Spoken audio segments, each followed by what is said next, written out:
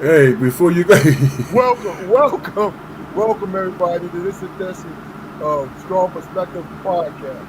I'm one of your hosts, Keith Armstrong, with my hosts Damon and Corey Armstrong. We have a special guest today, Marcus Smith, and we welcome you. Corey, how was your Appreciate it. day today? Hey man, it was cool, man. It's Veterans Day. Shout out to all our veterans and everything. Thank you for your service.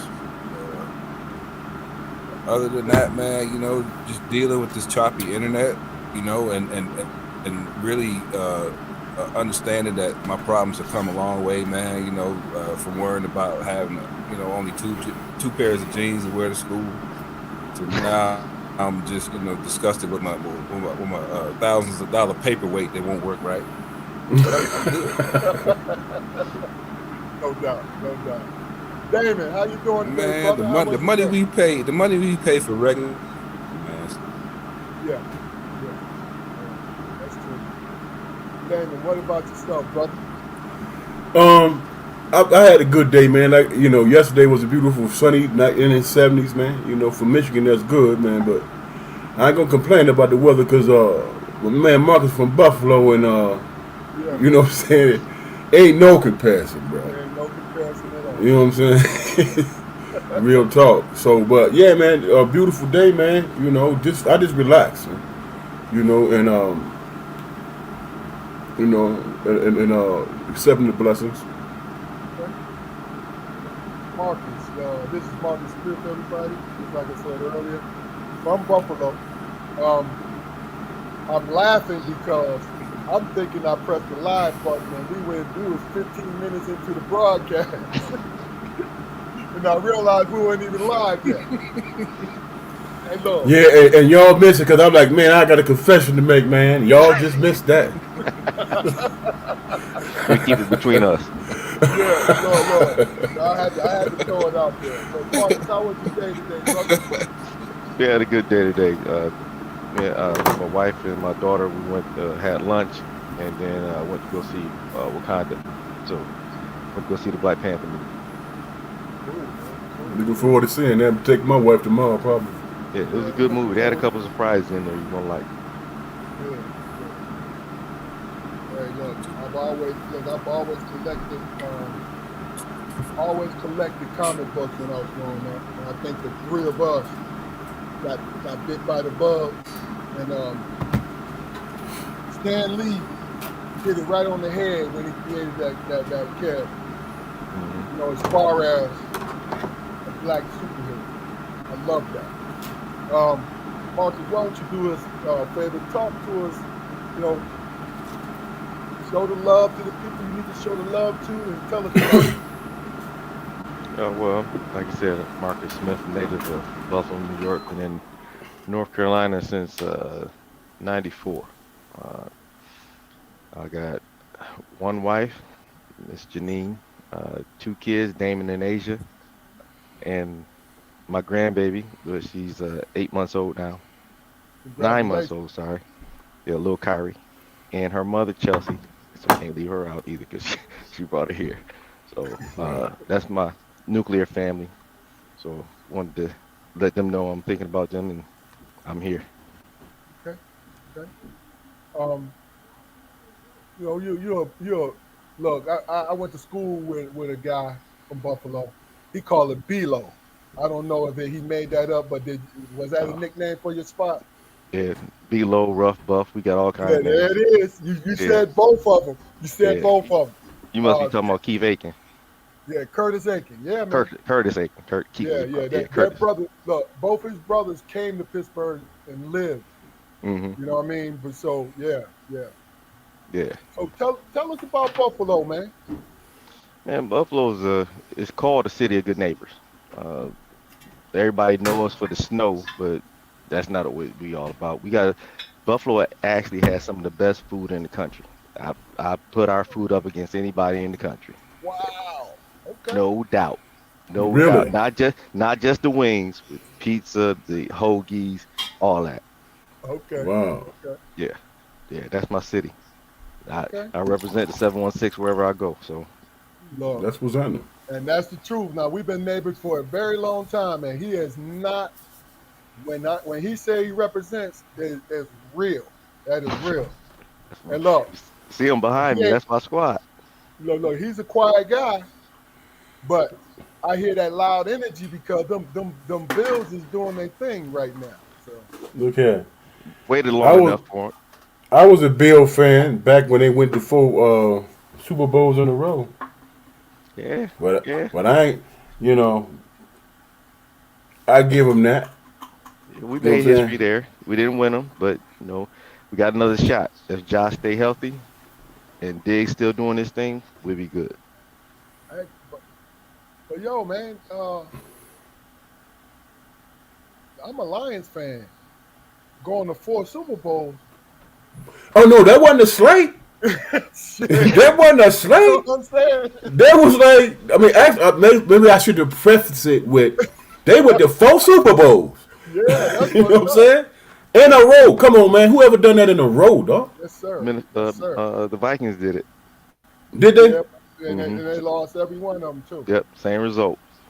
Yep. Uh, And we got the Vikings this weekend, and then for Thanksgiving we got Detroit. Oh man, come on, man, stop playing. we're gonna talk. We're gonna stop talking about football Let, right let, now. let, let's put look. I tell you what, let's put that on the We're gonna back. let that go. We're gonna put that on the back burner right now because look, for real, Marcus, we ride for our squad. Whether Feel our you. squad win or lose, we ride for them. Feel But you. but Josh Allen, when I say he's the truth, he is the truth, man. He is Yo, the quarter. Oh man, that dude a beast, man. man, man. He's That come a dude a long beast. way. He's come a long way, and Uh-huh. now that he got a little elbow injury, so we gotta hope he play this weekend or he's healthy. I don't even need if he ain't healthy, I don't need him playing. I don't need him Yeah. further hurting himself. But if he's healthy, we good. Okay. I was gonna say something silly about man. Tell him to stop running. But hell, man, he hurdling cats, man. Yeah, yeah, yeah. Got He's athletic to be so big. yeah, Man, yeah. So let me ask you a question then. You said you moved you came down here a year before I did, right? Yeah, I got here in Um, '94. yeah, we came down here in '95, and that's my man Albert Ellis, pick grab from Durham, and his son is the starting point guard for the University of Louisville. Okay. oh, Yeah, all right, yes, all sir. right. So tell us what you thought. What's your impression as far as the difference between Buffalo and Raleigh? When I first got here, it was shell shock because when you driving past people, walking past people, they waving and hey, how you doing? Coming from New York, we don't do that. So, you Hmm. know, that was a shell shock. What's all these people talking to me for? I don't know these people like that. So it was getting used to that. Yeah. So it was a big difference from that. Um, and weather-wise, the the cold up there versus the heat down there. In Buffalo, everybody talk about the snow, but it was just a part of life. It's just what we did. I remember walking to school, and snow was up to your hip. You had to walk in the street because they plowed the streets to get to the bus to get to go to school. But down I see. here, they got hurricanes. So my first hurricane, I'm freaking out. Like this is crazy. People actually live like this. Now I sleep Right. through them. So there ain't no big thing no more. I sleep through them now. That's the major differences. And the food, Yeah. I can't find a good slice of pizza down here unless I make it myself. First of all, so Damon, you've come down here a couple times. Jaqua, you live down here. What do you think about the comparison from where we come from and Raleigh? My I mean, as far as oh, go ahead, bro. I'm sorry, I'm sorry about the lag and the connection and everything, gentlemen. No, Please you're pardon good my right now. Yeah, you Well, sound good, hurry man. up. No. but yeah. As far as the weather, man, yeah, dealing with the snow and everything, man. Raleigh. The first year I was down there, it snowed like 3 inches in Raleigh, and the whole infrastructure just fell to goddamn pieces. But Yeah. then during the hurricane, Everybody's still out, shopping. They bought up all the milk and all the cigarettes and shit, and all the motor oil for some reason. Yeah, We couldn't keep it in the stores, You I said don't I don't motor? but it's understand that. yeah, it was gone. Yeah, The bread milk is the first thing to go, and I'm trying to figure out y'all ain't bought no charcoal. If the power go out, you just got bread milk. What you gonna make with the bread and milk? I've been down here 20 years and I still don't understand what you're doing with the bread and the milk. I understand the bread. I understand the yeah, Make bread. sandwiches. Yeah, Make sandwiches. But the milk, especially if the power go out, because you right. know that's what hurricanes do. Look, what are we famous for? Hurricanes and ice storms. You know Mm-hmm. what I'm saying? And And floods. both of them knock the power out. Y'all be having floods too, man. That's what at least what I see on the news. It depends where you are. Yeah, down by the coast. Yeah, yeah. Okay. Well, we what we do every Thursday, we discuss. We go over different questions that we're going to go over. So what we'll do, we'll go into them now because I think Marcus is going to have an interesting take on it because, like my brother Jaquari always says, when you're on this show, this is a you heavy show. So what we're trying to do is we want our audience to get to know you, right? Mm-hmm. But also you to get to know yourself, and you'll understand once we're done. Because you know the one thing about it, we've been neighbors for how long, Marcus? Since '98. Yeah, for a long time. So I can honestly say Marcus believes what he believes, and he's gonna know what he know. You know what I'm saying? So let's get into the first question, and we're gonna touch upon and this is partly brownie points for you, and this what it is what do you think the greatest challenge has been in your marriage? And then the second part of that is what is your greatest joy? So, in my opinion would be different from hers. Of Get that course, off the of rip. course. So, in my opinion, is my level of communication. I'm not a great communicator. I tend to shut down. So that would be the biggest, I think, uh, challenge is the communication from on my part. But I say that and still say that we've been together 30 years now. Been married for 24. So something working. But Yeah, that's real. yeah. And the second part was my greatest joy. And I think the greatest joy is the smiles of my family. If I'm able to put a smile on my family's face, I mean, that does me the world of good. Uh, this year alone, my son got married, bought a house, and to me, that just hit my heart. So when I saw his smile when he showed the picture of him holding the keys, man, I lost it. I mean, that was it for me. I mean, I told my wife, the older I get, the more emotional I get. Hey, but 'Cause, that's true though, Marcus. That is yeah, absolutely true. yeah. So the smiles of my family is my greatest joy. Okay, okay. So that's your greatest joy. You don't have Hmm. anything else, or we got to come back to it later. You know Oh, what you I'm talking about saying? my On grandbaby? both sides. Are you Huh? talking about my grandbaby? Yes, sir. Come I on, thought man. you was, hey, Mark, I thought you was gonna lead with that one, man. But hey, that's just Yeah, me, but man. it is what it is. Look. We ain't gonna look. We need you to do what you got to do, dog. You know what I'm Oh, saying? yeah, because when she was born and we went to go, because they're in Charlotte, they about 3 hours from us, well, Statesville. Uh, it was close to Valentine's Day, or was Valentine's Day weekend, and I took her first gift. So I made sure I told her that I bought you your first gift for Right. Valentine's Day, not your daddy. Yes, sir. So uh, the petty is strong around here. You feel me? Yeah, no Right, doubt, no right, doubt, no You doubt. feel me? Yes, right. So sir. then I named us BFFs. So me and my grandbaby are BFFs. So that's That's my it. best friend forever. That That's her, it. that little girl is to see where Damon came from to where he's at now and the things that he's accomplished and to hold this little girl in my hands, it was just amazing to me. Uh, it was like holding my own little girl when she was born. Because when you have a boy, you got to make him tough so the world don't mess with him. But No when you doubt. have a girl is there for you to protect and love and cherish. It's different. It's just it's a different situation. And now having a grand girl, oh, she gonna be spoiled. I can just tell you that.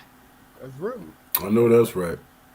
I mean, and I it's know that's right. understandable because both my brothers are grandfathers, Hmm. and I know they both have the same sentiment. That's you know what I mean. So me, I'm low key jealous, but I know it's going to come. Hmm. You know what I'm saying? It is. But look, I can truly say the three of you guys, man, really, I know that you're up to the task and you're great people, man. Appreciate it. I've always that's always I always felt that about my brothers. I always felt that about you. You know what I mean? Because you like a little brother to me, man. You know No, what I I mean? appreciate that. Look, our little bull sessions at the end of the driveway. You know what I'm Yeah, saying? You know, yeah. stuff like that. You You know, know, somehow we know that when to meet up at the end of the driveway and get some stuff off our chest. that's it. That's it. Right. That's it. Hey, Jaquari, you with us now, bro? Oh man. Okay. Hey, look, you gonna work it out, dog. We gonna work it out. Hey, Shannon Collins. What we're gonna do, we're gonna approach this later in the broadcast, but guys, I want y'all to read this real quick because, like I said, we're gonna talk about it quickly. You know what I mean? Because I know I'm retired. You know what I'm saying? So I can speak on just about anything I want to speak on. You feel me? But the thing about it is, you know, Shannon is a good brother. He's one of the barbers at my barber shop. You know, and we end up chopping stuff up. You know, but just to let you know, toward the end of the show, this is what we're gonna do. All right, guys, and we'll get back to you. You know Did what I mean, everybody Mark? everybody else go out too, man? Nope. What'd you say now? We can hear you, He asked dog. that What you everybody say? else go out. He asked that everybody else go out. No, we still here. We're still here, man. Hey, look, tell your wife to turn the TV off.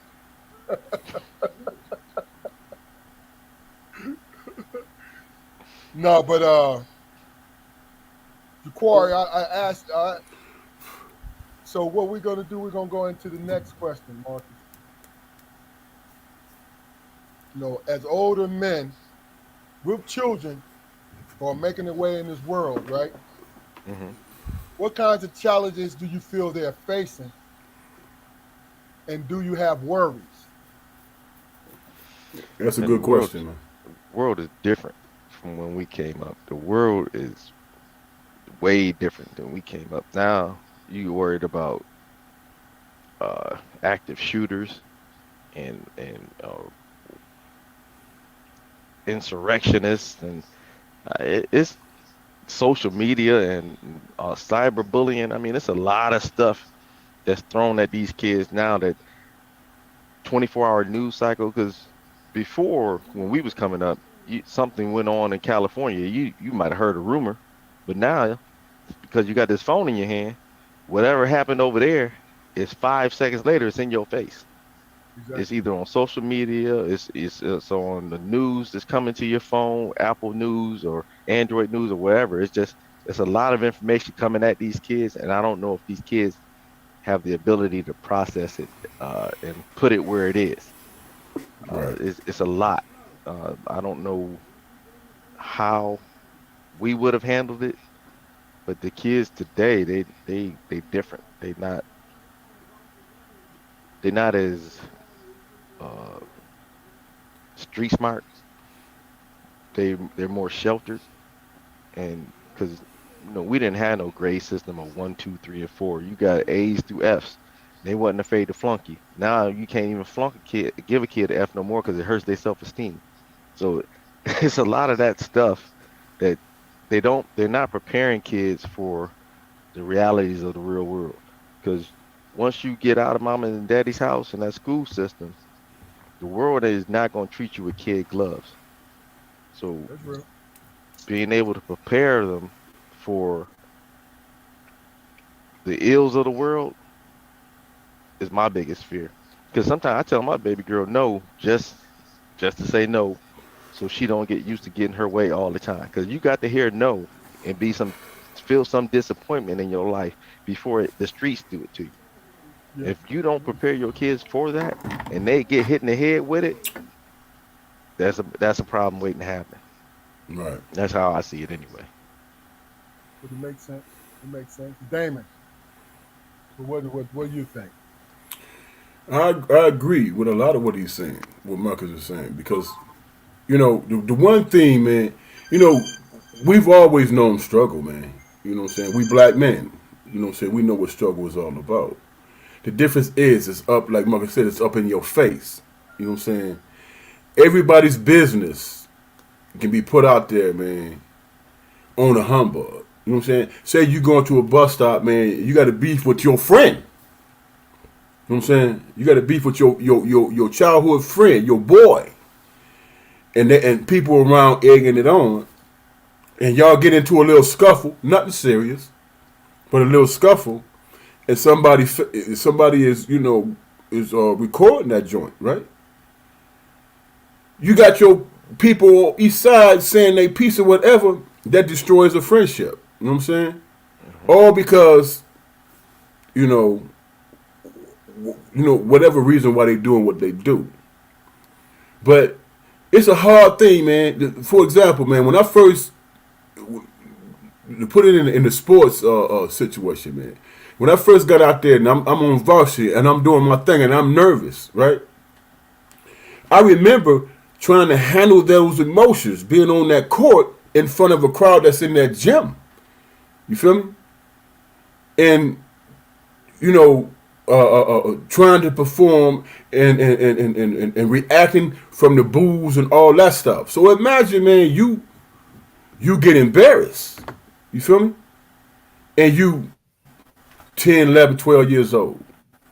You know what I'm saying? That can be devastating to their psyche, man. You know what I'm saying? And Yeah. change them. All because somebody recording you on some old kid stuff, and it doesn't make any sense. The way this world that we live in, man, is not has absolutely nothing to do with their personal self, man, and their own personal growth. It has everything to do with somebody's opinion, be it immature or whatever. You know what I'm saying? Yeah. And it's like, how do you navigate that as a kid, man, who's going through adolescence and all that stuff? How do you navigate that? So as a parent, man, we have to, like Michael was talking about, you got to say, you got to put boundaries in there and be firm with it, even though your kids don't understand. You got to be firm with it. You know what I'm saying? And hope that at the end of the day they come back to and say, "Hey, pops, man, you was right." You know what I'm saying? And I saw that you was looking out for me. Peer pressure is even it's like 10 times worse than it's ever been when we was growing up, man. You're right. You can't shut it off now. You can't. Right. You can't. Because you go home. When we was coming up, you go home, that was the end of it. But now you got the phone that's with you 24/7, social media 24/7, so it's always there. Oh yeah. And, Right. I think a lot of it has to do with see and see this is the thing what I did with my boys because it helped me because the thing about it was the reason why growing up I got it doubly because I was a you know a big black man. So I was the stereotype. You feel me? Where they Hmm. felt as though because I was an athlete, my brain was not functioning on the same level as normal people. You know what I mean? So I fought that the whole time. So to combat it was I prayed a lot, and what came to me through prayer was how much do you love yourself? So I do that with my boys. I'm like, look, I understand that you out here with this, this peer pressure and all these different things. But what does it have to do with you in the long run? Yes, you can be embarrassed. You feel me? Yes, you can be embarrassed, but embarrassment only lasts for so long. If somebody says something or you trip and fall, hell, if you lose a fight, because you can train to go win the rest of your fights, and you might be good. You feel me? Hell, turn into a damn bully. You know what I'm saying? But point is, what saved me was what I felt about myself. I felt about myself, man. Jaquari is having difficulties with his internet, but he's online. He's watching us, and throughout the whole situation, he's gonna comment if he has any questions. He's gonna hit us in the comments. Always the trooper, man. But my thing is, I didn't say that because it's the simplest thing to do. You decide to believe in you. Because we really and truly, are we ready to believe in ourselves unless we had that parent? That parent said, yo, man, you got to get yours, right? Hmm. You know, you got to get yours, man. And see, that's the thing. It's like you get caught up on how people see you instead of how you see yourself. Now, hey, what Corey said, that's deep, man. You know what I'm That's deep saying? what he just said. Right, right. It don't always, but the lesson do. And you always have to, you got to pick up on it. You know what I mean? Because I see the four of us, we all have different temperaments. You know, out of the four of us, I know I have the greatest patience. But I feel like all four of us have tempers. Am I am I reaching when I say that? I plead the fifth. I think for me, man, is that even though I have this great fear, man, for my kids, man, because I don't recognize the world that we're living in now. You know what I'm saying? And I would be 57 years old. I'm not that old, man. And the world that I recognize that I struggled through. You know what I'm saying? That's my maturation process. That's what I went through. And it's like, damn, this is how it is. And when I started my family, I started from that premise, man. But that's something totally different, man, from what our kids is going through. You know what I'm saying? So for me, it's a matter of probing. You know what I'm saying? And there has to be a right balance because when you probe too much, it's like, man, what is why don't you just tell me what you're really saying? You know what I'm saying? And I'm not trying to, I want you to go through your process, man, but I'm not trying to be what you used to on this internet and all that stuff, man, with people talking at you. I want to talk with you. You know what I'm saying? And talking with you, you giving me information to help you. And that doesn't it's not always an easy process, man. So it's just like with a marriage, man. People I've been with my wife 38 years, man. You know what I'm saying? 38 years. And they was like, man, that's wonderful, that's great, and all that stuff. I'm like, dude, that's work, man. It is. Uh, Yeah. That's the work. You know what relationship I'm is saying? work. If anything worth having is worth working for too. So Right, right. Yeah. You know what I'm saying? And the longer that relationship goes on, and it's still established and it's there, and whatever's being produced outside of it, that's success, man. See, people seem to think, man, your house, cars, money, they think that's success. What success is relationships, man. Because without those relationships, how do you have the fortitude or the courage or whatever you need to be able to gain all these things. You know what I'm saying? Everybody, we are social people, and everybody needs somebody that they could work with, somebody that they feel that might understand them. So that's why there's nothing greater than a man and woman's relationship. You know what I'm saying? Nothing greater than that. Okay. Because as a unit, you growing, you know what I'm saying, you're building something. And I'm speaking in terms of your family unit. You're building something that's going to go out in the world and produce something, hopefully in a positive way. You know what I'm saying? How do you explain to another parent why your son caused their son harm? You know what I'm saying? And your son locked up for that. You can't explain that. You can't. You know what I'm saying? And there's no way in the world. I mean, there has to be a certain amount of forgiveness for a person to say, you know what, I understand, and I don't associate you with that act. But you know what I'm saying? My point is, there's always that balance, man, that has to be there, which comes with understanding in terms of community. You know what I'm saying?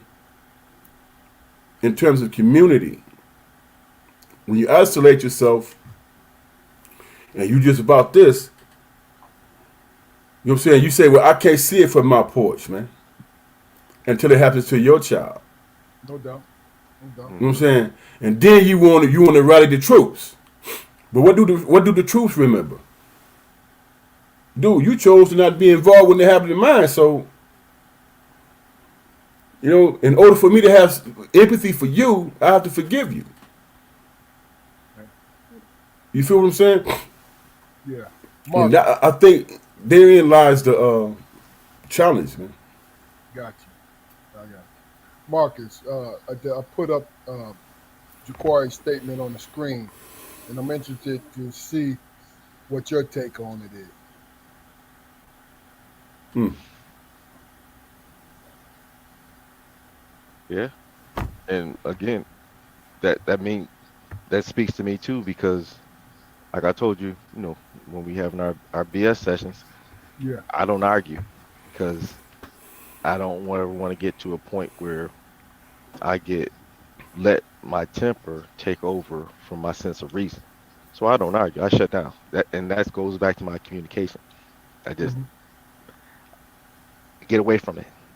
So Got when we're able to talk it out without arguing, without heated conversation, yeah, we can talk about it. But it's gonna take me a minute because I need to center myself before we can continue on this conversation. And that's just me knowing me. you. I don't want to be in a situation where I lose who I'm supposed to be over a conversation that is supposed to be a conversation and turn into something else. So I agree Makes with sense. it. That makes sense. I know last night we talked about we was talking about we was in the same area as this, right? And I said to you, I started from the other end of the spectrum. Hmm. I was always argumentative. You know what I mean? Because I have a extroverted problem solver mentality. So I like to argue, right? But as I got older, I started taking away from that because it wasn't solving my problems to win an argument. It didn't Hmm. solve the problem because what I ended up doing was either the person stopped talking to me, Excuse me. Bless you. the wife, bless you, my wife stopped talking to me, right? Or I talked the loudest and I ended up being the bad guy, the quote unquote bad guy. You feel me? So Hmm. I was gravitating back towards where you are. Shut it down when it needs to be shut down before things are said that shouldn't be said. You know what I mean? Hmm. Because it's important because it always goes back to me when it comes back to me where the more I know myself, the more I know who I am, the more I'm able to resolve something, resolve a situation for me. Because you have to be inside. You have to resolve it first before you can link up with somebody to resolve it on the exterior sense. You know what I'm saying? I mean, it's just this it. You know, look what you say. You got to be good with it before you be getting caught up on. Oh yeah, I'm gonna talk to you about it, man. Let's handle this. You know what I'm Mhm. saying? Mhm. All right. The next question. You know, are you mentally and spiritually where you thought you'd be at 50 when Yep. you was a youngin at 18? Absolutely not. Uh, I I just turned 50 in September, and in my mind, never thought I'd be here.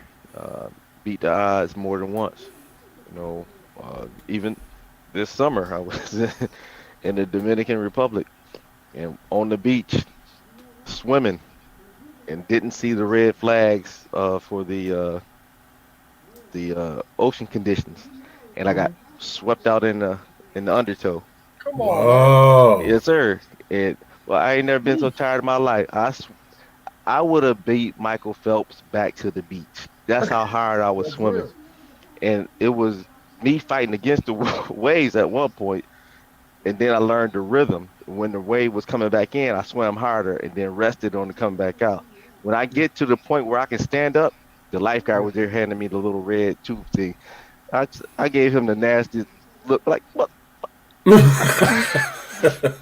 Where was you when I was out there? That's But real. That's real. mentally, like I said, I never thought I would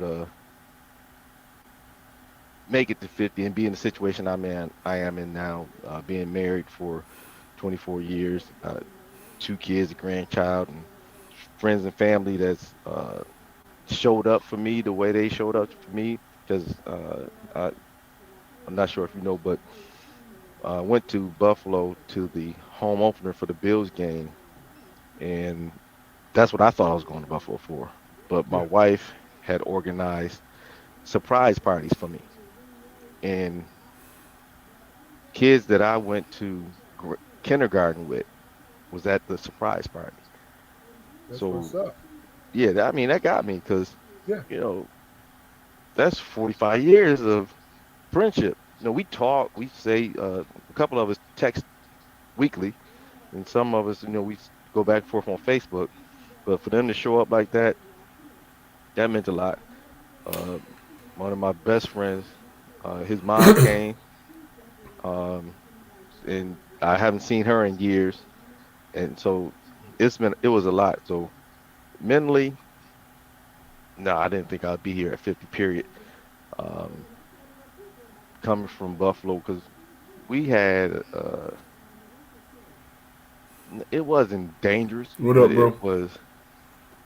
it wasn't a situation where I thought I could stay and flourish in. That's why I Gotcha. left in Gotcha. '94. I was doing Yeah. some stupid stuff that I wasn't supposed to be doing. No, statute of limitations might not be up, so we ain't gonna get into that. No So Right, doubt. No right, doubt. right. Yeah, so we're gonna shut that down. Hey, yeah, is your wife from Buffalo? yes, Yes. yep. I Oh, brought all okay, mine got. with me. Okay, I was gonna say if she's from North Carolina and she did that hookup for you, that's very impressive, man. No, no. No, Hey, hey, hey. Give him a little bit of background on you and the wifey, Janine. yeah, I brought mine with me. Jay Boogie, Janine. That's J we Boogie. was we was best friends. Uh, and one of my nieces. I grew up with my nieces because all my brothers and sisters are. The closest one to me is 11 years older than me. But my nieces, I got one that's 2 years older than me and one that's 3 years younger than me.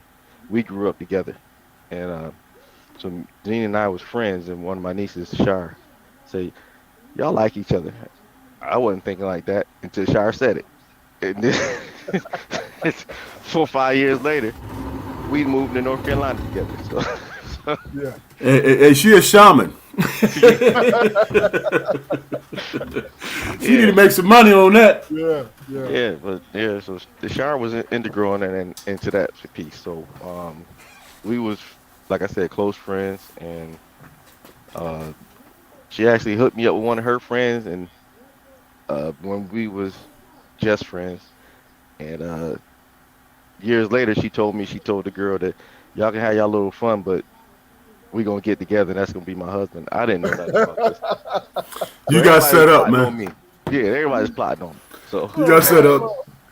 Hey, look, that's a good thing to be in the mix of history. You know what I'm yeah, saying? yeah, Yeah. Look, yeah, I'll be back around. You know what I'm yeah. saying? So when when we decided we was gonna get together, we got together. Then we moved to North Carolina. Uh, we was here for a minute, and uh, I asked her mother for her hand, and Wow. she said, yeah, y'all been together, y'all good together, blah blah blah. Couple years later, I called her mother back up, said I changed my mind. She said no take backs. She said no No. take backs, and she laughed for like 30 minutes. I'm on the phone like, no, I'm serious.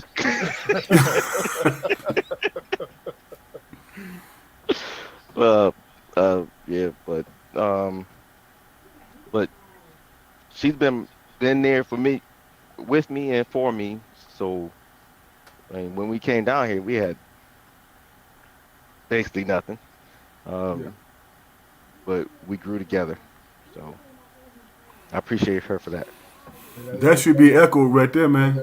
that's the best way to grow is together, bro. Yes, For sir. real. Yes, sir. Um, Before we go into the next question, Damon, I'm interested in you answering question number 3. Are you mentally and spiritually where you thought you'd be from a youngin'? From a youngin', man, I didn't never think I would get where I'm at. But here's the thing, man. Where I'm at now is a beginning point, man. You know what I'm saying? You can think about how it is that you want to be, but how God works, man, is He hit you in the head with something where you need to be at the point in time where you at. You know what I'm saying? Where I'm at in life right now, man, it's all about humility, man. You know what I'm saying? My point is, back when I was that young, I didn't think I was going to be humbled in my 50s. You know what I'm saying? I didn't think that. But here I am, being humbled in my 50s. You know what I'm saying? And in that humility, I'm being guided by that. Until I am able to be comfortable enough to say, you know what? I'm comfortable enough to speak on something without my ego. You know what I'm saying? And that's a humbling thing, man. Because we all, especially as black men, man, we driven by an ego thing, be it imaginary or for real. You feel me? We driven by that. And it's like, you know, what constitutes who you are in your own personal experience, man. You can't, because some cat over here say, man, you should be this dude or you should be that, and this is what a man is. That's not your experience. Your experience is what comes to you. You know what I'm saying? You got girl. If you ever raise a daughter, you're gonna get humbled, man. You feel what I'm saying? If you raise some daughters, you're gonna get humbled because you can't come at them like Marcus was talking about when you said earlier. You teach your son how to survive this world. You know what I'm saying? But your daughters, man, you have to make sure that they understand that they are to be cherished, man. And whoever come in their life to protect them, understand that they are worth being protected, man. You know what I'm saying? So, Absolutely. you know, so how are you gonna come with that machismo, with that ego? You're not gonna shut my daughter down because she got an opinion. You feel me? Because that opinion is gonna benefit you and her at the same time. But because you got an ego and you think you're a man and you got to prove your manhood, you're not listening to what's going to benefit both of y'all. You know what I'm saying? You're not going to do that. So you have to pay attention. You have to listen. And you have to, okay, you know what? You know, they say some things, man, that you're not comfortable with, but you have to be comfortable, especially if they're talking about dudes they dealing with. You got to find a way to be comfortable. And if you come in with that aggressive stuff, they're gonna be like, "Well, damn, you sound like the brother I'm dealing with." Mm-hmm. You know what I'm saying? So you got to find that right balance. Nah, man. You know, you got to convince her. If he had nothing to do, you got to convince her. Well, what are you saying? How are you acting? Mm-hmm. How did you feel when he did it? You know what I'm saying? Then she come up with her own answers. But if you come with that, man, that motherfucker ain't shit, man. Leave him alone. That ain't no answer. Hmm. But when Because you said, she coming to that conclusion on her own. yeah, but You when know you what I'm saying? said you hope she listened to it though, right? I at least have that opinion about it. Yeah, but she got to be incorporated in the conversation. You just can't be talking at her. That's how girls work, man. I got you. I You know what got I'm saying? But that's just my experience. I can't speak on every man. You know you. what I'm saying? Yeah, but I agree because, like you said, when you dealing with a girl, I mean, my little girl was 17, and uh, I still ain't ready. So she about to be off to going off to college, and I'm trying to figure out how I'm gonna get in the dorm and have my own RA, be the RA up there and You, all hey, that. you greasy palms, man. Yeah, hey, we got to talk about this. You don't Yeah, just leaving. yeah, So it's different because that's my baby. Uh, yeah. it, my worst fear is not being able to help my kids when they need me. See, Right. that I can't get over that. Mhm. If my babies need me and I'm not there or I'm not able to help, I feel I failed. No Uh, doubt. so that's a rough one for me. But that's where So the But wife comes in. That's where the wife comes in, man. yeah, it's a listen, partnership. You're right about that. listen. I got two boys, but I still feel the same way y'all do, man. To be honest with you. So I got a question because I was sitting here listening to you guys' responses. First Jaquar, of all, did I answer your question, man? well, yes, sir, you did. Okay, I just want to make sure. Um, Jaquari, yeah, I need you to chime in too. Um, I credit my mother and my aunts in helping me to recognize the qualities of any woman that I got involved with. Because my mother she was a no nonsense person, right? But she still loved who I loved. So I knew I had to pay attention to her, her cues, and everything, right? Because when my mother was overly nice to someone, she had a problem with that person. Mm. Because she used to say to me, both me and my brothers, right? Key, if you like her, I love her because it's about her boys. You see what I'm saying? It's always about her boys. So my question is to ask the three of you guys is your moms, how heavy was she to how you look at other women? I don't know if you want me to go first on this one. Oh, it's on you. It's your you go ahead, Marcus. We got you. Well, we just Unless you want celebrated Damon to go. You want him to go first. we It's up. just celebrated my mother's 90th birthday. Okay. So Wow, that's we a all blessing, man. yeah, we all flew up to she lives here. She's in Wake Forest. Like I said, I'll bring mine with me. So she lives in Wake Forest and we flew her to Buffalo because that's where the bulk of the family is, and we had her 90th birthday celebration. And I I put my mom up on a pedestal because of all she went through during her life to be able to give us what we had. Now, my mom fed the whole neighborhood. So if you were there and you was hungry, she was feeding you. If you needed clothes or something and you weren't a part of the family, it didn't matter. She was doing that. She made sure you got what you needed. And we had so many people who came to the celebration who was saying just those things about her and celebrating her for her time on this earth. And she just got back this morning. She was in Vegas all week. She might have a problem. She likes to gamble. she she likes to gamble. She just got back this morning. But my mom, I don't put anybody in that same category because being my mama's boy, I mean, whatever I got, she got. It don't even. You ain't got to ask. It's there. So I can't put anybody in that same place. But all my girls, my Oh, mom, my wife, and my daughter, and now my granddaughter, they all have their own place in my life, in my heart. And my mom didn't. Well, she made little comments about the women I've dated. But for some reason, her and my father like Janine, and that's when that should have been my first instance. Like, that's okay, it. something wrong That's here, it. because my father didn't like nobody. Okay. He like nobody. He ain't like us. So, Okay. uh, but Wow. well, they helped.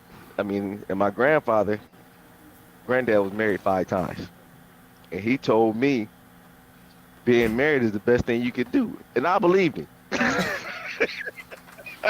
Hey, Marky, he didn't quit. He did not quit. No, he granddad was married 5 different times. So Yeah. he was living down here in North Carolina too, when he passed away. And I think he was looking at that time. So granddad wasn't no quitter. He Gotcha. was. Hey, what he do? Wake up later and say, "You ain't the one for me." I don't know if this is a family or show or not, but we believe if you stop putting out granddad, that was it for Gotcha. him. He was he, Look, he wasn't having it after that. So look, at least he knew what he wanted. You know yeah. what I'm saying? eh, So he get rid of you. Right. Flo, what about you, man? For me, man, okay, Keith, you know as well as I do, man. Nobody was good for enough for my mama's boys. You know what I'm saying? No doubt. But she respect, you know what I'm saying, the person if they had respect for themselves and she loved them. You know what I'm saying? And I would say this, man. She never got in my business, man. Ever. You know what I'm saying? If I would go home and complain about my wife, she'd be like, "Oh, let me stop you right there. I like her, and it ain't none of my business." Yeah. That was my mother in terms of my relationship with my wife, and she never deviated from that, man. And you know, she loved my wife, and they was close. We're real close. So I didn't interfere with that at all. But to answer your question, man, she trusted my judgment, man. You know what I'm saying? Hell, my dad, our dad, man, he was like 2 years after being with my woman, man. He said, my wife, he said, "Man, dude, what you doing, man?" I said, "What you talking about, Pop? I'm in college now. My sophomore year in college." He said, "Man, what you doing, man?" I said, "Man, I'm going to school, man, playing ball. What you think I'm doing?" He was like, "No, man, I'm talking about with that woman." I said, "Pop, it's only been 2 years." He said, "Man, he's either marry that woman or leave her alone, man. Make a choice, son." He literally told me that after 2 years, man. Gotcha. You know, two After two years, years, 2 years huh? in this generation is a long time, He Mark. was like, "Man, either let that woman go or marry her, man. But you ain't gonna be sitting up shacking up. I can't see you doing that." Yeah, yeah. Jaquari, we waiting on your response, my brother. You know what I'm saying? Y'all excuse me Um, for a minute. but in the meantime, Yeah, well, I knew I was done when Janine took my mother to Chicago to see Oprah. Mama a big oh, Oprah fan. okay, So okay, after that, she couldn't do no wrong. yeah. So, and I think she bribed the rest of the family because to this day, if they call me looking for her, they, I'm like, you got her phone number, you got the house phone number. Why are you calling me looking for her? I mean, all of them, they call me looking for her. So she more liked in the family than I am. I think she Um, bought them off. I don't know. you said something earlier. You brought up your father. Hmm.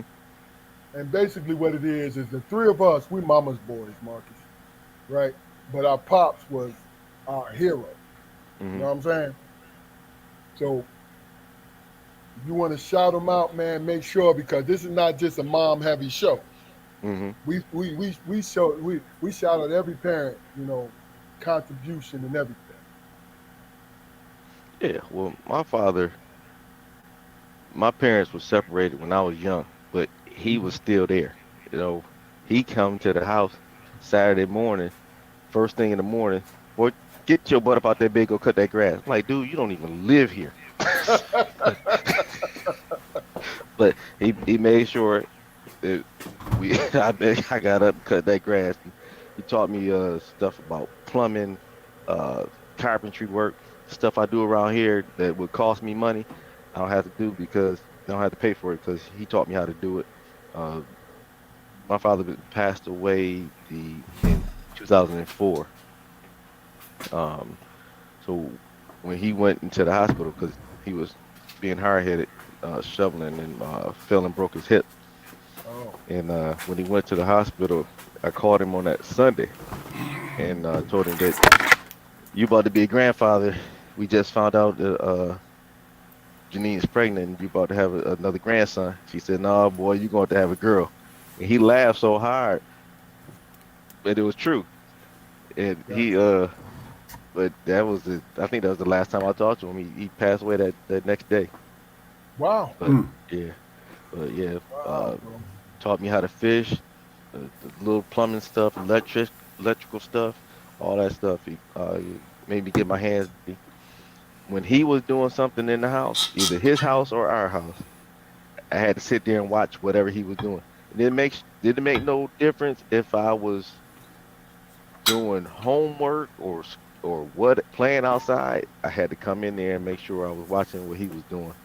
And that's just the way he was. My father was ornery. Ornery, prickly, prickly, Ornery. prickly, prick. Yes. Look, my dad was prickly, but the thing about it was, my mom taught me what to say to women, Hmm. but my dad taught me how to treat women That's true. because his heart, when it came to our cousins and when we saw him when it came, he was a very loving human being. You know what I'm saying? Hmm. So I tell people all the time, I had to learn to be the person that I am today Hmm. because I'm far from it. I'm a selfish human being that is self-serving, but my mother and father influenced me to be a better human being. And I like being that person. It feels good to be that person. You know what I'm saying? Because Hmm. my mom, my mom taught me, like I said, you know, I'm gonna add, she taught me how to feel towards women. You know what I mean? Because she was straight no chaser. She didn't mess around, bro. She didn't. But she loved us so much that we all three of us was mama's boys.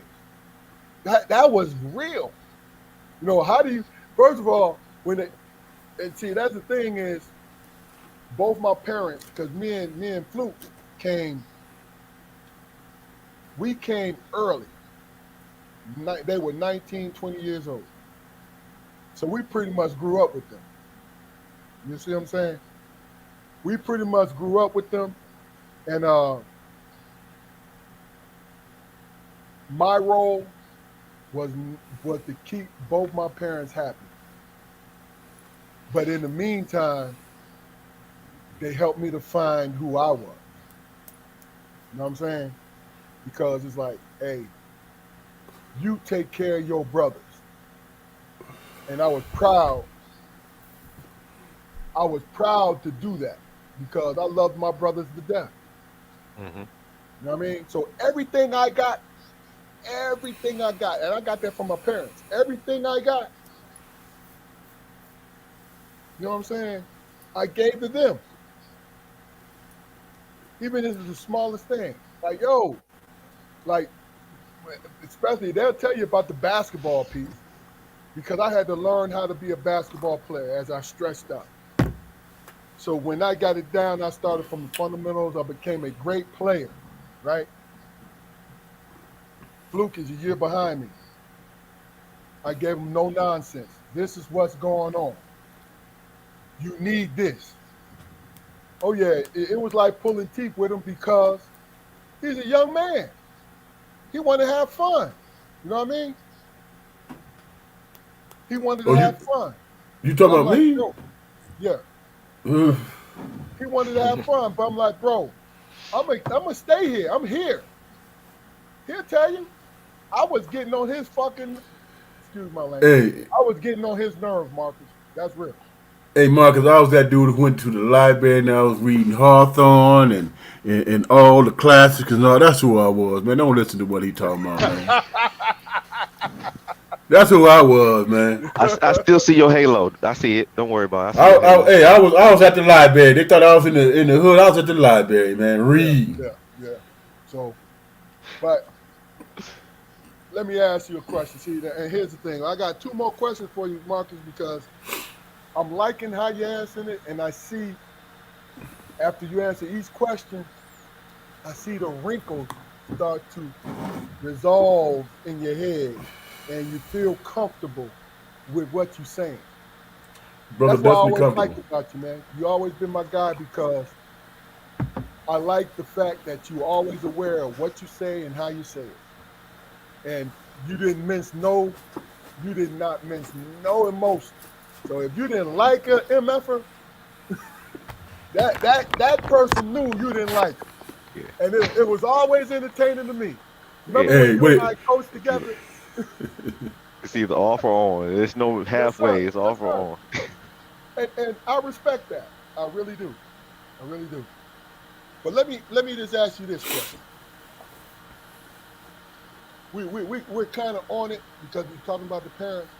Talk Mhm. about your upbringing, your siblings, your cousins, everybody. Talk about that, bro. So like I said, we started with the parents, and like I said, my mom just turned. She'll be 91 this December. Um, my father passed away in 2004, but my Asia, my daughter, never met my father, but she can tell you stuff that he said because what I say around the house, and I always preface it with my daddy always said Yeah. and whatever he said. So, That's real. Amen, Asia, they can both tell you it, a whole lot of stuff that my daddy said. I am the youngest of seven. I'm not the baby. I'm the youngest. The one before me, my brother Vincent. Vincent is the baby. Now, if I would have known giving him that title when I was a kid would have saved me a bunch of butt whoopings, I'd have gave it to him a long time ago. But when I came along, someone gave me the baby title, and he didn't appreciate that until I think I was 49. So So hold on. Oh, no, no, look, you lost me. So technically, you're the youngest. I Hey, am the Key, youngest. you Okay. see what Eric said, didn't you? Yeah, I Not to saw. cut you off. You saw what it. Okay, I need to address that. I saw. But Yeah, I am the yeah, man. youngest. Because I am look, not the let me baby. just say this before you go a little further, and this will really help you to understand what I'm asking. Being around you and Janine, your village here and in Buffalo is strong, and I Hmm. wanted you to talk about that. Yeah, like I said, I'm the youngest of seven. My oldest brother is 21 years older than me. So they were here 11. The one closest to me is Makes 11 years sense. older than me. So they grew up with them that first six, and then I grew up with me and my nieces. So Keita, which is 2 years older than me, and Shire, which is 3 years younger than me, we were more brother and sister together because we grew up together. Um, but the family, cousins, and people that we adopted into the family, like the people my mom helped out, we just became family. I really don't have friends. I got brothers. My brothers is my friends. I mean, I have 3 godsons, and for people to put their faith in me to to take their mantle if something was to happen to them with their children, that's important to me. You know, that shows that the standard that my mother and father raised me with shows. You know, my second oldest brother Ron, he's the surrogate father for everybody Mm-hmm. because he's who we go to if we got a problem, even to this day. You know, that's my guy. He put me in position to. I'll give you this way. In 1994, when I moved down here, I was staying in a little rundown apartment, all I could afford because I ain't had no money. He came down to visit. First words out of his mouth, but we don't live like this. And it hurt. I'm like, shit, I'm struggling trying to make rent. So this is my first time paying rent. And he was dead serious. So I had to get out that apartment and as soon as that lease was up, I bought my first house. Because that's the standard. He set the standard and he expected us all to follow it. That's real. That's what we do. You Um, know what? You know what my dad told me, Marcus? My what's that? first year out of college. He said, "Damn, son." He came in from work. I'm looking for work. He came in from work. And he looked at me. He say, "Damn, son, you done ain't graduated from college and retired, man. What's happening, man?" That was Did a he little keep? nudge. He did. He did. He said, "You done retired, man." I don't. Tomorrow, do not be sitting in that same place when I get home from work, man. That was real. That actually happened, man. I'm like, Yeah. okay, dude. Did you have a job the next day? Yeah, I was working for him then. Yeah. I was working for him then. Yeah. Yeah. Yeah. Yeah. That's cool. The more about the family.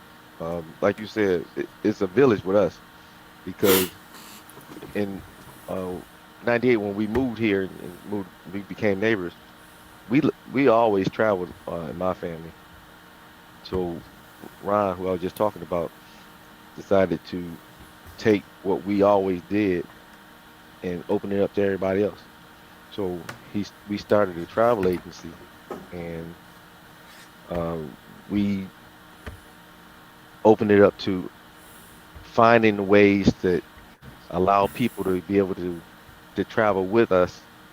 And Ron went about finding discounts, and him and Janine, because Janine went to school for travel early on.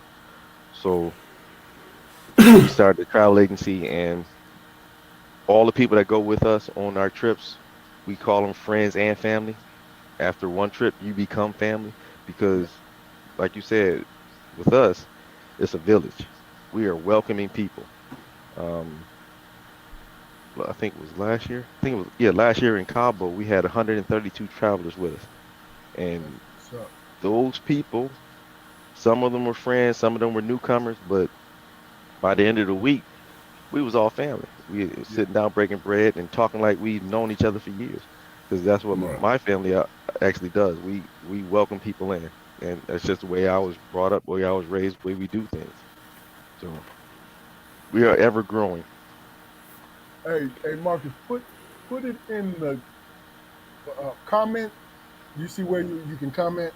Put all the travel stuff into that comment. Then I'm gonna put it on the screen for you.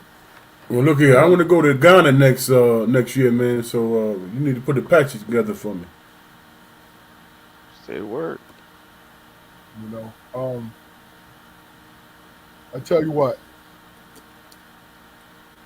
The thing about it is,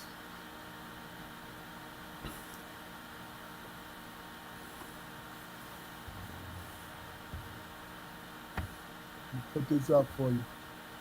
You may know who this is, man.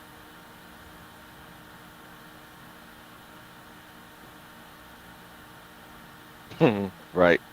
That's what's up. That's what's up.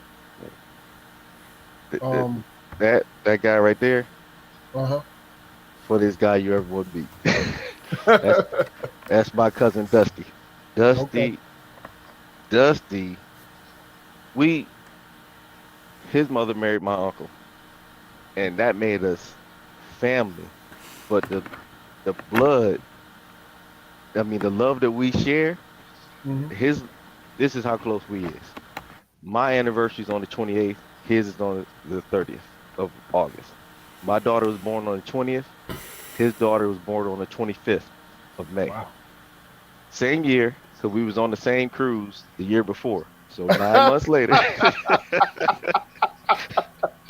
9 months later, they rolled out like that. Yeah. This dude Yeah. right here, uh, Dusty is so it's an enigma because when you see him, you looking at the big, but kind-hearted dude you ever want to meet. When you see him, you're not gonna see that, but you got to talk to him. When you see him, you're gonna see the scowl Gotcha. because he's a big big dude and he mean mugging. But if you Mhm. talk to him, you understand that he's strong, lover of God, and you can see that in some of his Facebook posts. His recent ones, the videos that he's been sharing, he's letting his godly side show. I don't know if a lot of people know him that way because Dusty wasn't always that way, but he is now. And the growth that Dusty has had from when we started to where we are now, inconceivable. I mean, no one would have seen it, no one would have believed it, but it's real. I love that dude. That's real, man. That's what's up.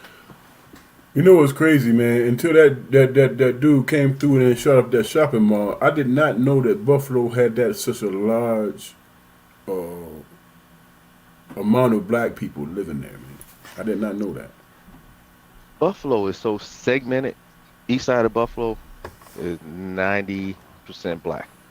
Then you got the west side, which is Hispanic. South Buffalo, which is white folks, and uh, it's sections Right. in the suburbs where it's not as intertwined, but you have mixes a little bit more than in the different sections. But yeah, that guy, and they just had another guy that they went on a shooting rampage I saw Friday, that.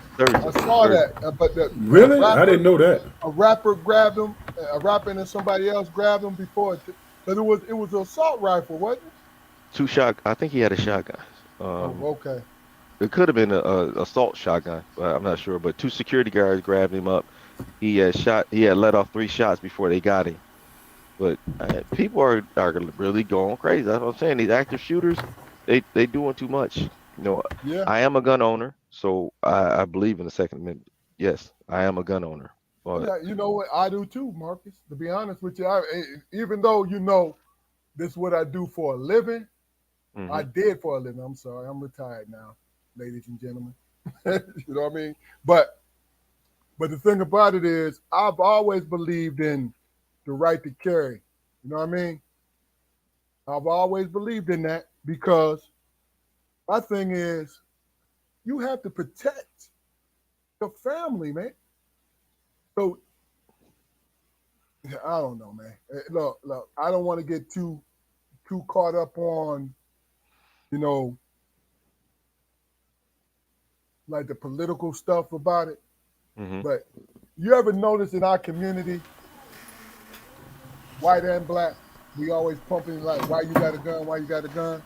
And then what's portrayed is the actual violence in our community, and it's like thrown on us constantly. You know what I'm saying? yeah, And I understand it. I'm not ignoring it, but we got, and this is truth, so I'm not exaggerating. We got white kids walking into schools with assault rifles, yeah, because walking into the front doors with yep, assault rifles. You know it's what the I'm saying? propaganda machine that we talked Yes, about sir. yesterday. The propaganda machine. When you see us with firearms, you consider thugs. Yep. But when you're in a family of white folks who are raised up with guns, you're patriots. Is Yep. that? that propaganda machine that needs to be broken down, because those same ill mannered thoughts are pushed upon us as to what we should think of ourselves, and some of us do. And that's the sad part. I know who I Yeah. am. My pistols are for protection and for my family. It's not for Well, you me to know, go out and shoot up an office building or a school or supermarket of unarmed grandmothers getting groceries. But no, man. That broke my heart, man. I ain't gonna lie to you. That broke my heart. Yeah, it damn sure broke my heart. I ain't gonna lie. It was real jacked up. Guys, is up on the screen. The travel agency with Marcus and his brother.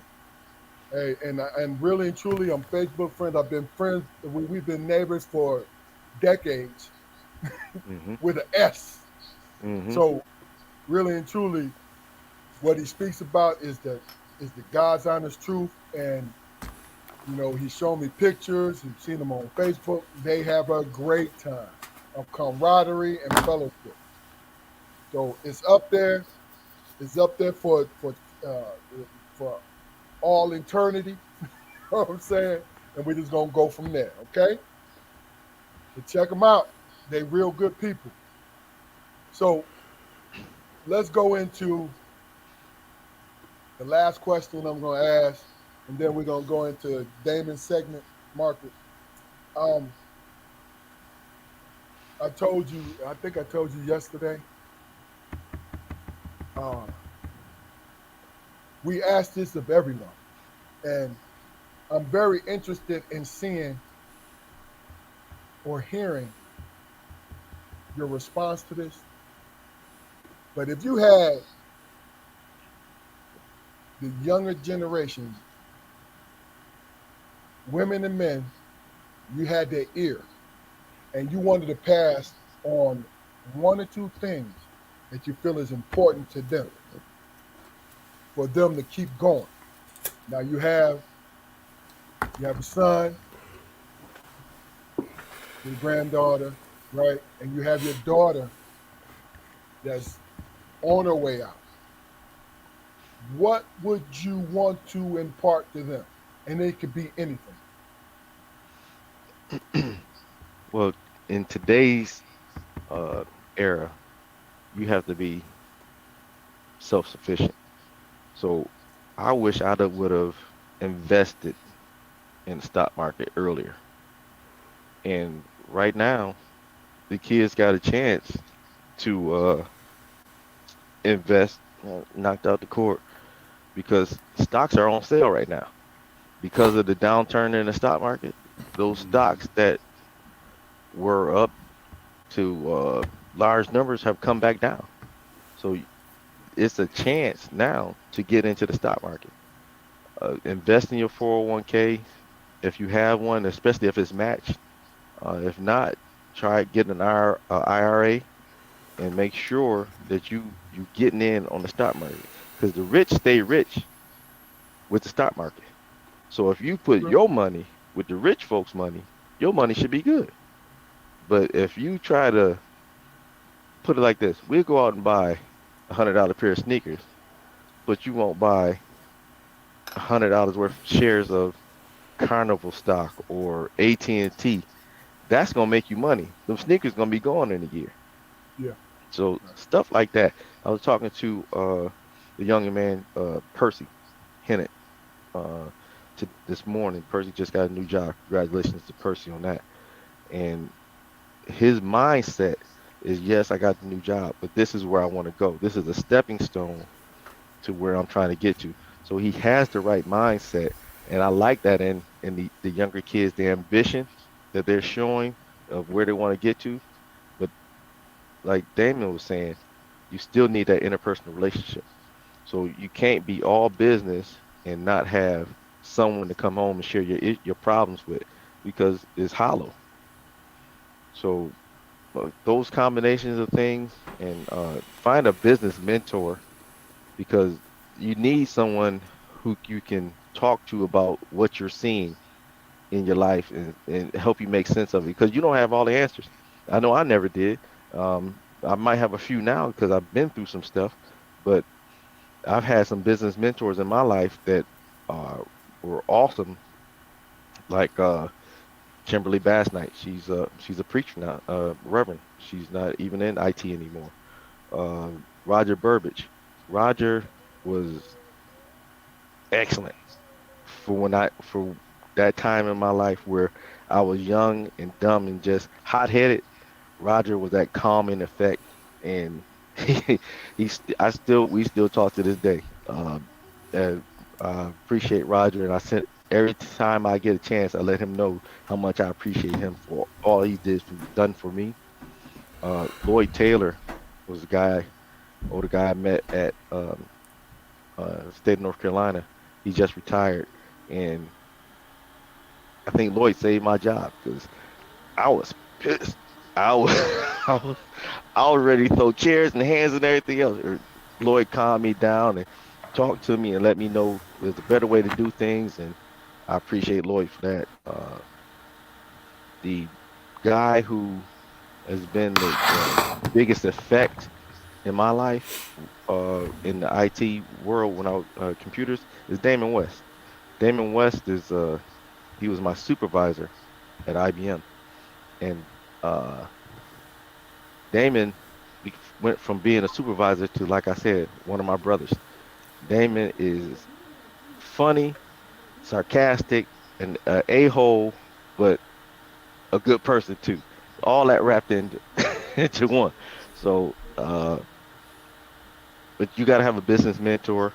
So, I would lay it on those three things: invest in the market, make sure that you are financially sound, have ambition, know where you're going, and get a path to get there.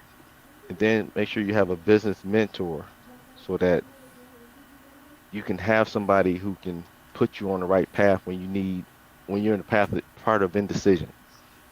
Um, because before I ever got into computers, my sister Diane had came home from the army and she told me, "This is what you're gonna do," and she didn't give me a choice. This is what you're gonna do, and it was a path for me because I've been in IT since that day. So you need to have good people around you who's going to be able to talk positive and positivity into your life. So those are the things that I would like to make sure that the kids know that if somebody's in your business or in your life talking negative, you don't need them people around. You can do bad by yourself. Um, That's real. Make sure that you have some positivity in your life. Okay. Okay. Well, look. Why don't we do this before we go to you, Damon? Why don't we do this? Let's address, because I said we were going to do it toward the end of the show. Brother Shannon Collins comment. It could be brief if you like. I'm gonna put it up on the screen. I'm gonna put your business back afterwards. I'm gonna put it up on the screen, and you guys, if you want to comment it, you can. If not, just let us know and we just go forward. We'll let you go first, Marcus, once you read it. Yeah, I was talking to a couple buddies about this the other day. I haven't seen the movie, so I can't speak to the movie. I can't speak on geography. Egypt is in Africa. So trying to eliminate Africans from Egypt and Israelites and the Hebrews, it doesn't it rings hollow to me because Egypt is in Africa. So how is there no Africans that are Hebrews? So I don't understand that mindset. But again, I haven't seen the movie, so I don't know all the points of the movie. Yeah. Um, but I do know that Charlton Heston is not Moses. True we, that. we No see it doubt. every Easter. Look, look, We see it every every Easter. every Liz Taylor is not Cleopatra. look, Exactly. no sense, no suntan. Know what I'm Right. saying? It is what So it is. there's again that's that propaganda machine. So they push this propaganda and they push this mindset. I don't know if you remember a couple years ago, when they got upset, a lady on Fox News said that Santa Claus, no way he could be black. And I'm like, well, why? He's a made up character. So That's why it. can't he be black? That's But Right. it. again, that's that propaganda machine. That's it. There's no way a black person could be Santa Claus because of the propaganda machine. But Santa Claus every year. You know what I'm saying? exactly. Yeah. Yeah. But Liz Taylor can be Cleopatra. Figure that one out. It depends on who making the movie. Damon. So what do you think, brother? Here's my thing. Here's my thing, man. I'm gonna keep it brief, man. In terms of this question, first of all, you can't tell a man how and what to believe in. You can't. You know what I'm saying? If your goal or agenda is to denounce how he feels, you look like a damn fool because you don't know what's in his mind or what's in his heart. You don't know that. You know what I'm saying? So you telling me you gonna look for things to denounce him, even if he feels this way? That's foolish, man. You can't tell anybody. Kyrie Irving, man, is Muhammad Ali. I'm not putting them on the same level, but they vilified Muhammad Ali from being Nation of Islam dude. You know what I'm saying? That's what Muhammad Ali believed in, and he stood on it. The difference between back then and now is that you got brothers that's denouncing me. You know what I'm saying? For the sake of reposting some shit. Excuse my language. Which is dumb. No, don't come at this brother about what he reposts. Ask him why he feel the way he feel. You know what I'm saying? This is what he believe in. He said, how can I be anti-Semite when I know where I come from? That's you know what I'm saying? When he threw that question out, then that requires those cats that's coming at him to think about what he's saying. You missed the whole point. And they Because don't you want to do that. right, because you want to make a statement. Or you trying to bury a dude. You know what I'm saying? They did the same thing with Muhammad Ali. But today everybody love him because he stood his ground and he believed in what he believed in. You know what I'm saying? So I don't get all caught up in all that madness, man, because I'm old enough to recognize that, dude, you can't tell me what I believe in, man. You know what I'm saying? And you trying to take something from me because I believe in something lets the world know, if they're paying attention, that you vilifying me. And you're going against my constitutional rights. You know what I'm saying? You're going to that's freedom of speech, man, and religion. Those same dudes got his phone number. So if Shaq That's or real. whoever else wanted to have a conversation to find out why he said what he said, they could have, because they can talk to him. They can call him. Easy.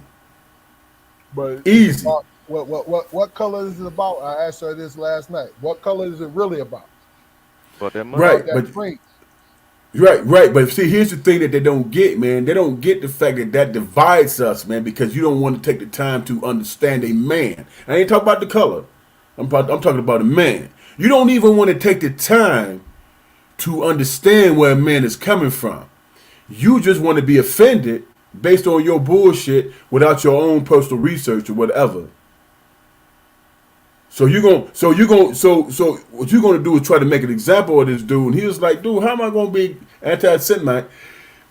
You know what ground that cover? You don't have to be a Jew. You could be a Muslim. I mean, you could be a cat from Saudi Arabia or wherever. All those are Semite people, man. You didn't even address whether or not he was talking about he was from Arabia. Yeah. You feel what The I'm saying? the tattoo on the back of his hand is a Star of David. Star David. That's what he believe in. So you're gonna vilify his religion. So you're accusing him of something that you're doing your damn self, which doesn't make any sense to me. But that's my point of view. But I hate the fact that, man, you got brothers, man, brothers that's sitting around talking about, well, he needed to apologize. Dude, there are so many things, man. There are so many things that, as black people, there was never given an apology. We can't even give reparations, man. We can't even acknowledge that because it might bankrupt the country. It's not gonna bankrupt the country, my guy.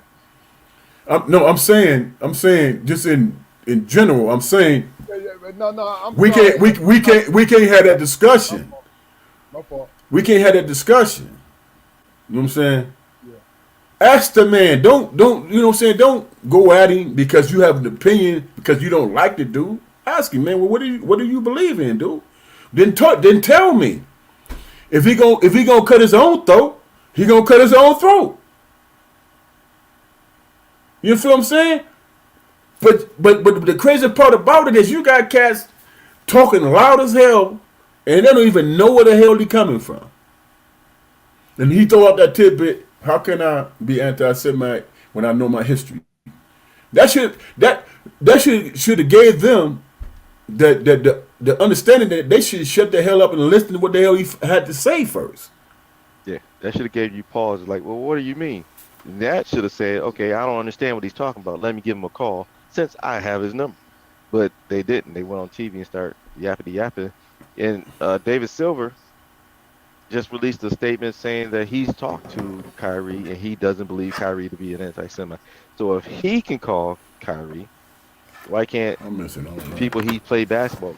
He was on the same team as Shaq, wasn't he? Shaq played in Cleveland, right? But see, that's the whole point, though. Here's the point, though. You are exactly right. But the thing about it is, they were put on assignment to do that. And this is not no conspiracy. Why does Shaq care? Why does Charles Barkley care? Kyrie Irving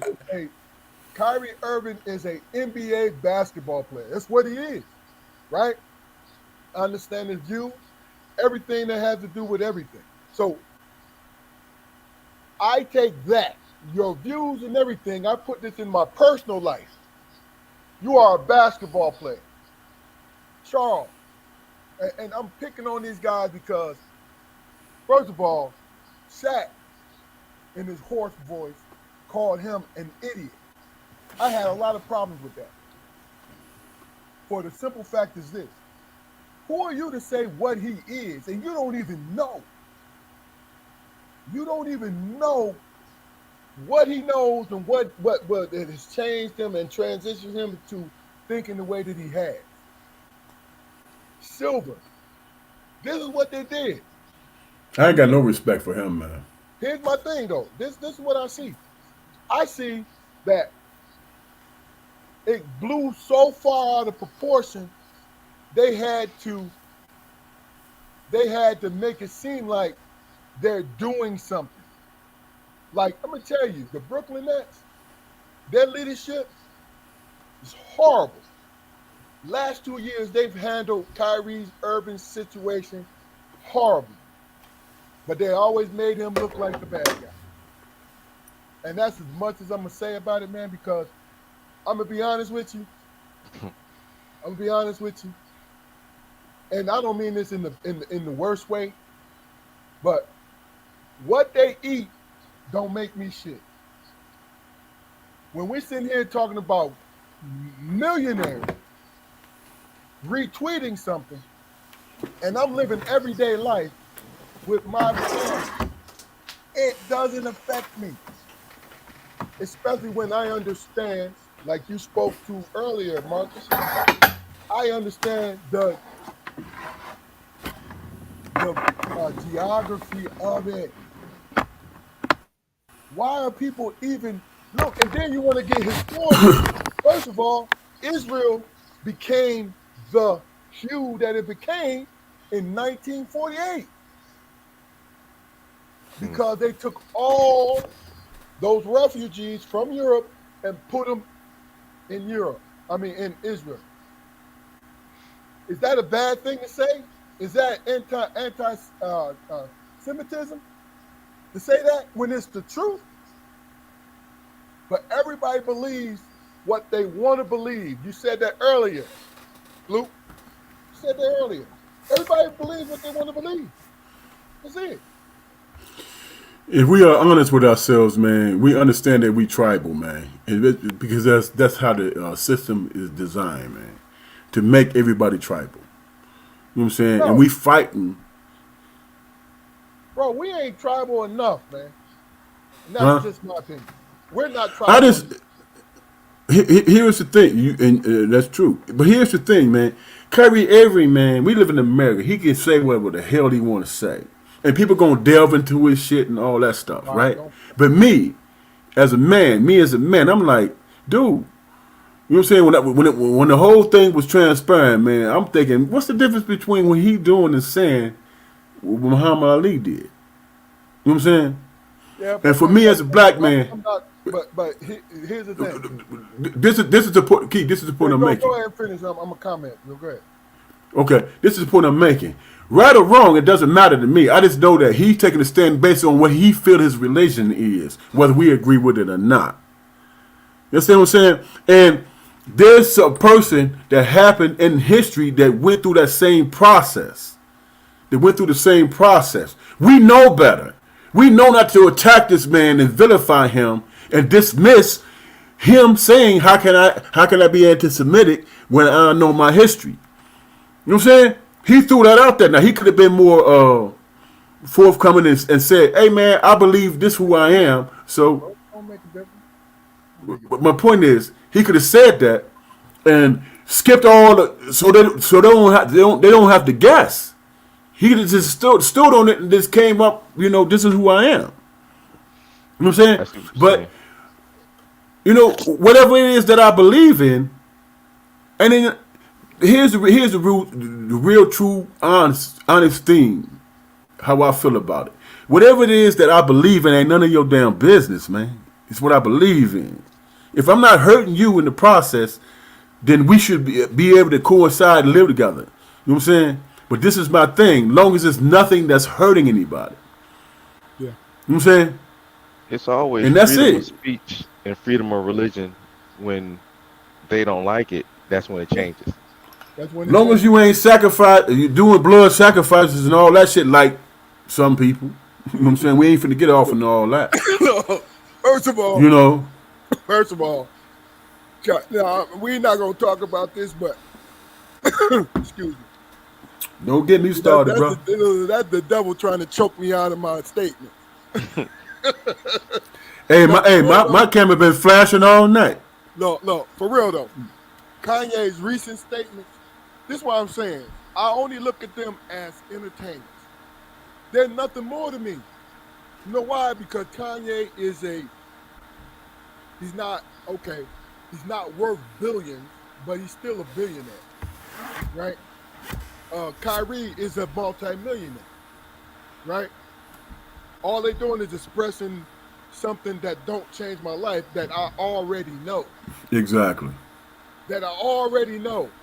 So here's my thing, and then we're gonna go into your segment, Damon, and then after you're done, we're gonna give you the last word, Marcus, and we're done. Um, here's my thing. Why do we in our community have to choose sides all the time? It doesn't make sense. Why do you? There's a reason why we have to answer for every black human being. In your look, on your job, Marcus, in your life, Damon, in my life, we know we have some friends like, hey, uh, like I'm real familiar with, Joe Smo. Why you think Joe Smo went in there and did that? I started getting to the point like, I'll tell you what. Why don't you tell me why there are so many white serial killers? And they like, well, what do you mean? You white? Tell me why are so many white serial killers? Well, I can't answer to that. Well, there's my answer to you. I don't know that person personally. I can guess just like you, and your guess would probably be just as close as me. You know what I'm saying? This is what it is. So I take that back. Marcus, we're gonna go into Damon's thing, but what I want you to do is your last words for the night. And thank you for coming on. You did a great job as I thought you would do. But give us your last words for the night, and then Damon, we're gonna go into your segment. All right. So I'm just, my neighbor asked me to show up, so I'm here. His sons, I call them nephew, they call me unc. So we family. Like I told you Yeah, before, I don't have friends. I got brothers. I got family. Because when you mean something to me, you mean something to me. So anytime you call, I have the time. And I'm here when I'm not traveling because I like to travel. no doubt. I won't be there. I'm gonna show up. So I appreciate the conversation. This is just a segment of what we've been doing for the last 25 years outside in the driveway. So uh, just letting everybody else hear what we always been talking about. Yeah, Whatever the topic is of the day, family, because family means a lot to both of us. You love your brothers just like I love my brothers and sisters too. So we sharing that, and I appreciate that because I didn't name all my brothers and sisters, but they know who they are.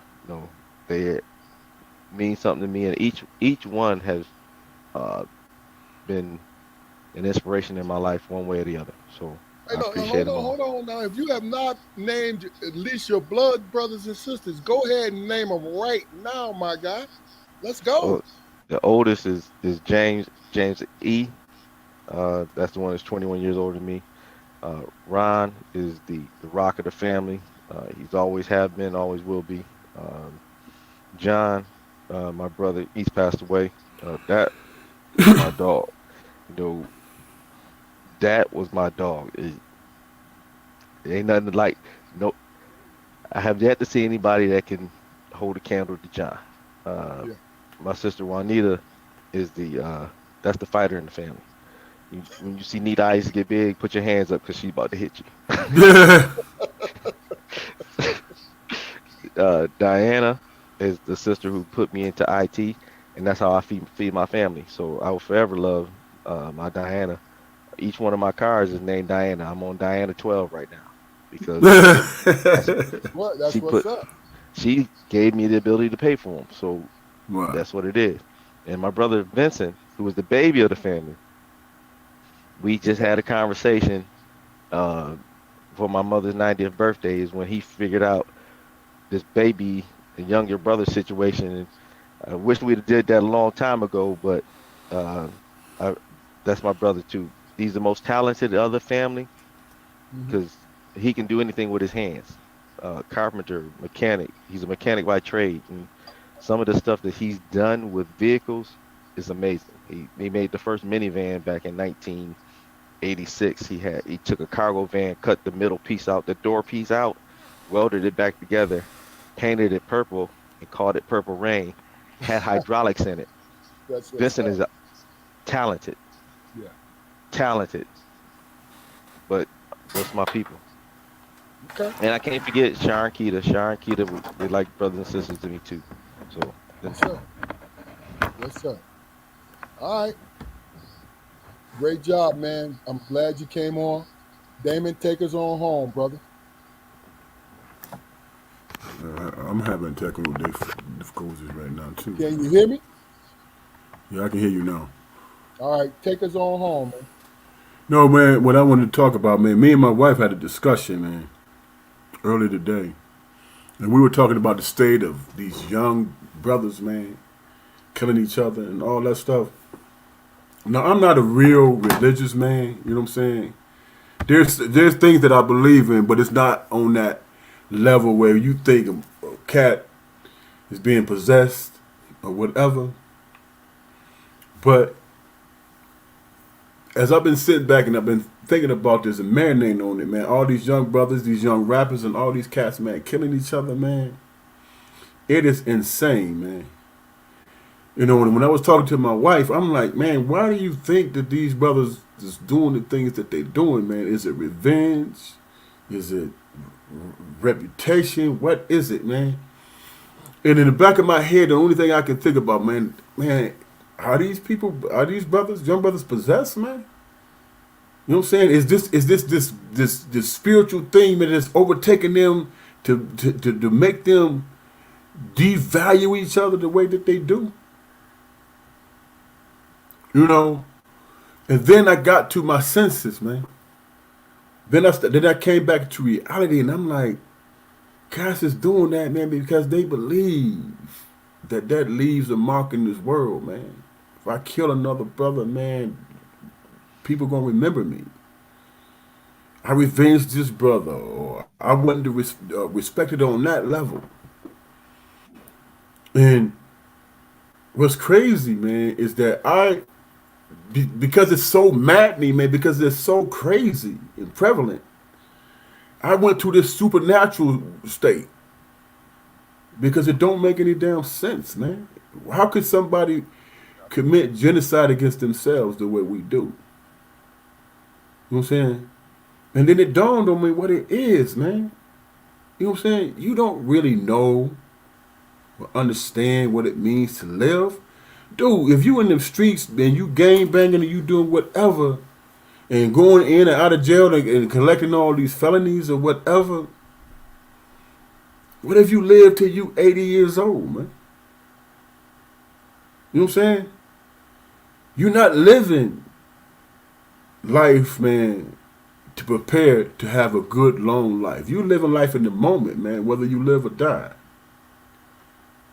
So where's the disconnect, man? How did we as elders make that? How did we allow that disconnect to happen, man, between our young men? You know what I'm saying? I hold on to my son, man, so tight. When he go to the store, man, I'm like, man, make sure you got your information right there. Don't reach for that, all that. And then you got brothers out here, man, hunting each other for trap music and shit. Hunting each other, literally. Bodies. Where's that person, man, that say, hey, man, don't do that?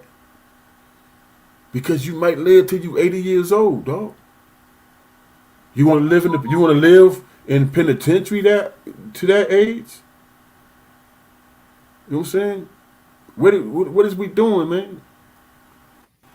I, as a 57-year-old man, should never have to come to the conclusion that there might be some supernatural shit happening, man, because our young brothers and sisters is dying, man.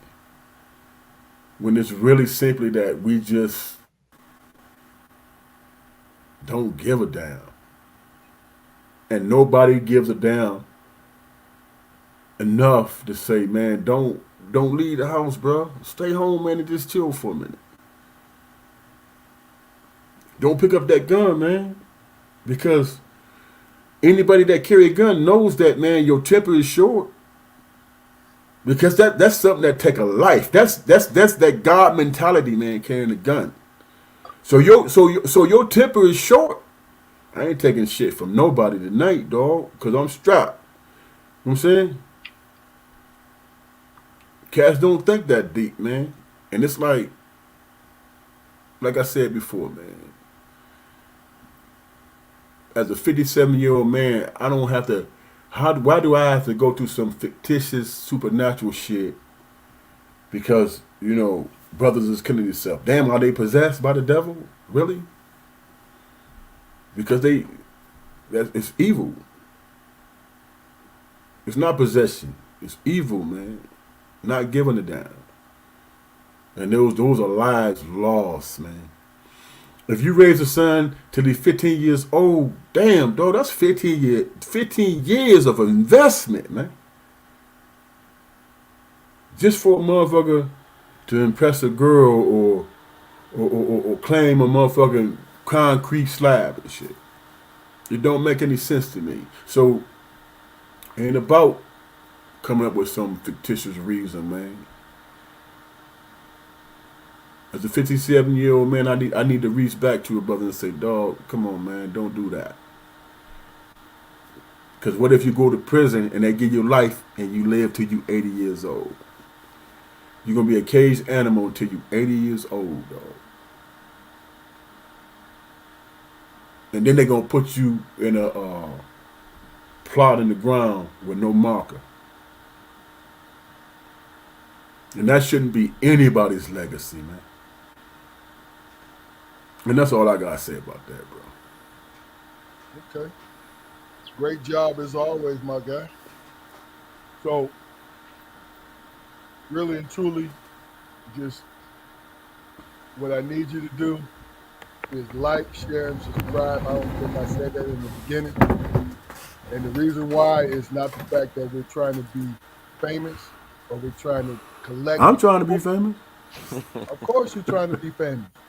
I said weird. So look, we kind of enveloped you into this. So we are each guest that we have.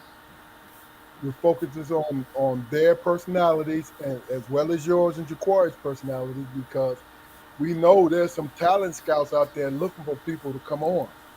You know what I mean? You might be the next Charleston White. There ain't no telling. But Who you talking to, man? talking to you. No, you know who I'm no, talking to. no, man. Yeah. Charles and White is Flavor Flav on steroids, man. Come on, dog. Of course. But here's my whole point. This podcast is a straight up conversational podcast.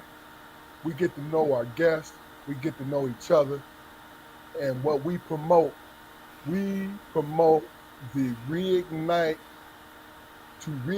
conversation amongst our community. People sitting down to have a conversation, to have opposite views of each other, and to be able to talk it out. That's the whole goal of this thing. We don't do anything else. Now, of course, if somebody gonna offer me a bag, or Damon a bag, or Marcus a bag, or Jaquari a bag, you got to do the logical thing. Get that bag. But what we're doing here is, I know this is why I asked to like, share, and subscribe, because if we get put in that algorithm where it's more people to see, because I know there's things out there in our episodes that people will gravitate towards who need to hear. That's my goal. Marcus, great job, my man. You know, I've been with, like I said, several decades, so I know how you keep things close to the cuff. But you opened up today, my guy, and great job. Damon, as always, you did a great job, man. Hey, I'm gonna say this. Not to cut you. I'm gonna say this before we get up. In case Charleston White, in case you find this joint, man. Hey, dude, don't put me on blast, man. I don't mean no disrespect, man. Hell, you don't know that motherfucker, boy. He get to talking about you. Be like, hey, man, leave me alone. Listen, if he put you on blast, you ain't gonna you won't be you won't be able to tell who he talking to, man, because you know that glass eye is looking. Oh, Keith, man. Hey, man. I'm just playing, dog. My second in command said, great job. Okay. Cool. That's my dude right there. He saved my life. Because, like I said, I was doing some stuff I wasn't supposed to be doing. And Damon came into my life and saved my life. But, man, I like your hey. Like, ever appreciate him for that. Hey, Damon a good dude, man. Me and him kicked it a few times. Good dude. Appreciate that. I mean, I don't know. Let me get one more word. The proudest moment I had as a father was when Damon's wife, Chelsea, her father came to me and Janine and told us that we did a good job raising our son, and he appreciates him being in her life. And he said he told his daughter, ain't no leaving this one. So that choked me up again. Like I said, I get emotional all the time now. Right. Here's the crazy thing about it, Marcus, is the simple fact is this. I know the style of parenting you had. You know what I'm saying? We talked about it and I saw it. But I also saw him, how he responded. Whether or not he did it begrudgingly or not, he responded in a way like, okay, my man. You know what I'm saying? My man, and look, like I told you last night. Oh yeah, I bet this here many. Look, the 8 to 10 guys that they all grew up with. I Yeah. bet there is many a day. You know what I mean? Because, Hmm. like I said, it was my obligation to raise my son, but I also made it my obligation to plant seeds just as much as anybody else. That's what it Right. is. You know what I mean? But look, It takes a village. no doubt, no doubt. But you look, you and Janine did a phenomenal job, man, Appreciate that. hands down. So this has been a very fast, almost 2 hours, and I want to thank everybody because it's all about the conversation with us. We ain't trying to streamline anything, but go and like, share, and subscribe so you can put us into the algorithm so we can get to the people who really and truly need us. That's real. But I want to thank my brothers, Jaquari and Damon. Jaquari had technical difficulties today, but he's gonna get it straightened out. Damon, you did a great job. He's on the tinkle break right now. But Marcus, great job, man. But Appreciate you. but we knew that I knew that there would be a great job. And listen, stay on, Marcus. But once we get out of live, we're gonna have our little 5 minute break. But thank everybody. This is Strong Perspective Podcast.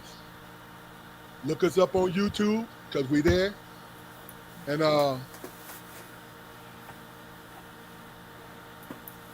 hold on, Marcus. I gotta give you your validation. Put it on screen so everybody can see it. You see it? That's what's up. But thank you guys, man. Y'all did a great job, phenomenal job. This is Strong Perspective Podcast. Any last words, guys, before we go? Go Bills. Stay blessed. No doubt. Go Bills, except for Turkey Day. You my man, but come on, bro. Stop playing.